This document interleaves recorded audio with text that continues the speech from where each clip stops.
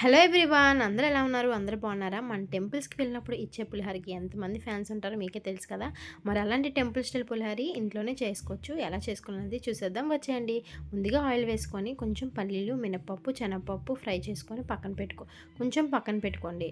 ఇందులోనే కొంచెం ఒక 2 ఎండుమిర్చి, ఒక 3 పచ్చిమిరపకాయలు ఇప్పుడు ముందుగా దంచి పెట్టుకున్న కొంచెం అల్లం, అలాగే కరివేపాకు వేసుకొని బాగా ఫ్రై చేసుకోవాలి.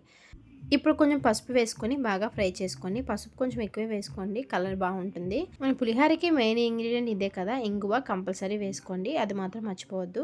ఇంగువ వేసుకొని బాగా ఫ్రై చేసుకున్న తర్వాత మనం ముందుగా నానబెట్టుకున్న చింతపండు రసం అయితే వేసుకోవాలి.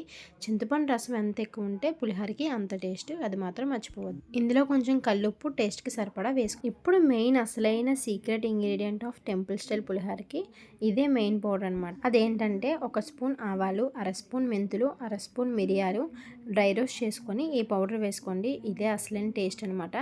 ఇలా మిక్స్ చేసుకున్న తర్వాత ఆయిల్ అంతా పైకి తేలిన తర్వాత మనం ముందుగా కుక్ చేసుకున్న రైస్ అయితే వేసుకొని మిక్స్ చేసుకోవడమే.